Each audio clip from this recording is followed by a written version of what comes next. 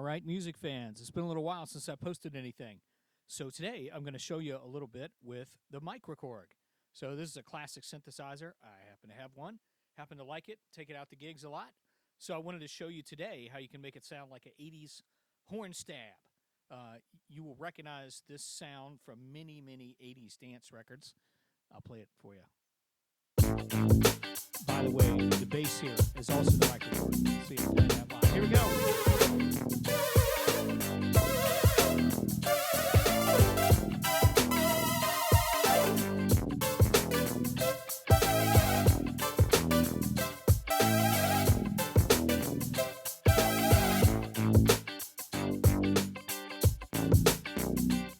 Okay, so what you're looking at is my Reaper digital audio workstation software. So I am playing two Microkorg tracks. We're not going to talk about the bass line, but that is the bass line right there where the mouse is. This is the horn stabs or the horn parts that, or synthesized horn parts. So on the Microkorg, you might think that you would be challenged with only two oscillators. You're not able to pull in samples to get kind of that classic 80s synthesized horn sound. But I'm here to tell you, you can do it. So what you just heard was the Microkorg making that sound. There's not a lot going on here. Beyond the Microkorg, it's all basically the patch on there. I have some reverb added in the track, and we'll kind of dissect this and go through it so you can hear the differences.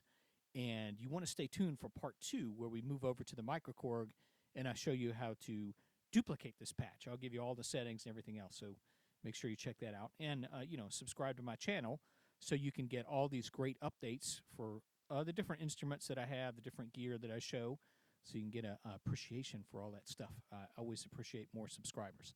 So let's go right to the track here. I'm going to mute a couple of things here. So we're going to mute, let's mute the guitar. Let's mute the Microkorg bass. And let's just hear the drums and the horn.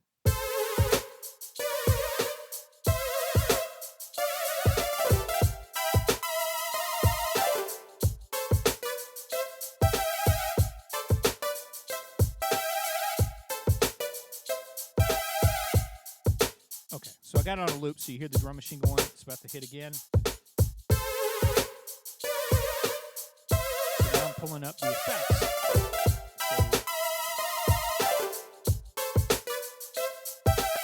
So let's take a minute to show you what I've pulled up here. So the only effect I have on the Microkorg sound is a reverb. That's it. So I'm going to take that off now. So this is going to be just the Microkorg going direct in. This is no MIDI, anything else. I just recorded the Microkorg direct into my audio interface. Nothing in between the Microkorg and the interface here.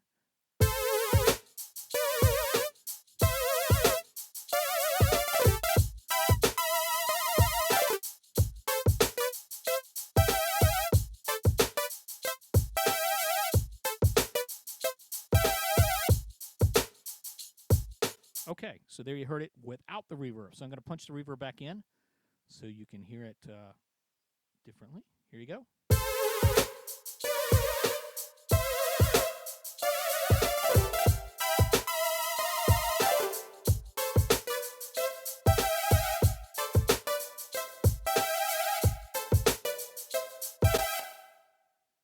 All right, so let's minimize that reverb right there. So we're going to go back and add in the Microkorg bass and a little guitar, so you can hear it in all its glory again here. So remember, in part 2, I'm going to go back and show you how to make the sound on the Microkorg and kind of some technique things, because there's a modulation wheel that I'm rolling as I'm playing this, and you can probably hear it. And that's kind of what gives it that special effect, is that modulation wheel hit at the appropriate time when you're doing the horn parts. So, back to the Microkorg.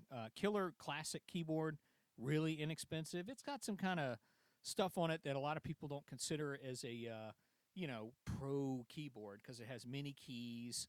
It only hits 4-note polyphony, so it's not something you're going to be able to get 10 fingers on and hear all the sounds. So you have to be kind of strategic about what notes you're hitting.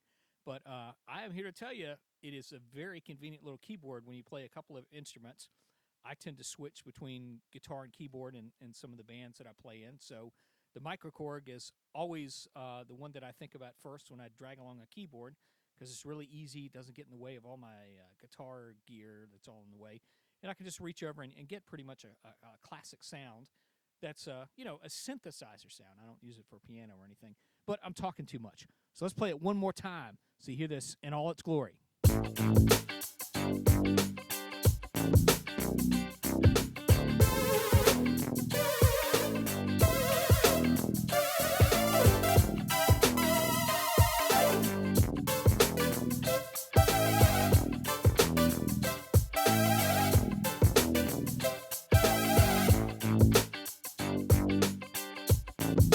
There you have it.